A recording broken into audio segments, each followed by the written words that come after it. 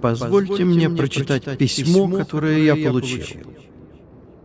Уважаемый доктор Бри, почему Альянс подавляет наш цикл размножения?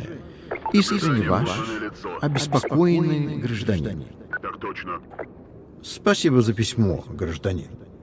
Конечно, ваш вопрос касается основных биологических потребностей, надежд и страхов за будущее вида. Я вижу и несколько невысказанных вопросов. Знают ли наши покровители, что для нас лучше? Что дает им право принимать такие решения за человечество? Отключат ли они когда-нибудь поле подавления и позволят ли нам размножаться? Позвольте мне разрешить сомнения, лежащие в основе вашего беспокойства, чем отвечать на каждый невысказанный вопрос. Сначала давайте рассмотрим факт того, что впервые в истории мы стоим на пороге бессмертия. Этот факт влечет за собой далеко идущие выводы. Он требует полного пересмотра наших генетических потребностей. Он требует планирования и обдумывания, что идет вразрез с нашими психологическими установками. В такое время необходимо, может быть, напомнить себе, что наш истинный враг — это инстинкт.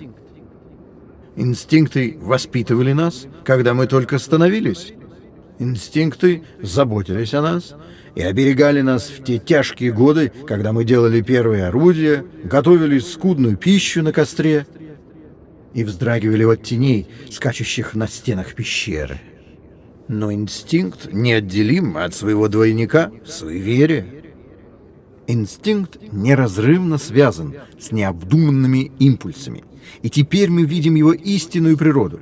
Но инстинкт знает о своей бесполезности и, как загнанный в угол зверь, ни за что не сдастся без кровавого боя.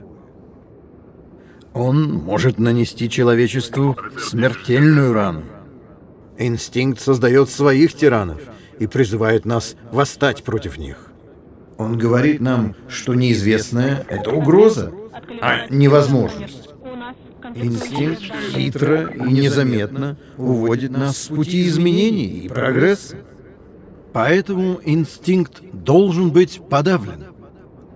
С ним нужно нещадно бороться, начиная с основной потребности человека — потребности в размножении. Мы должны благодарить покровителей за помощь в борьбе с этой всепоглощающей силой. Нажав на выключатель, они изгнали наших демонов одним движением. Они дали нам силы, которые мы сами не могли найти, чтобы справиться с этой манией. Они указали нам цель, они помогли нам обратить взоры к звездам. Я уверяю вас, подавляющее поле будет снято в тот день, когда мы овладеем собой, когда мы докажем, что больше в нем не нуждаемся.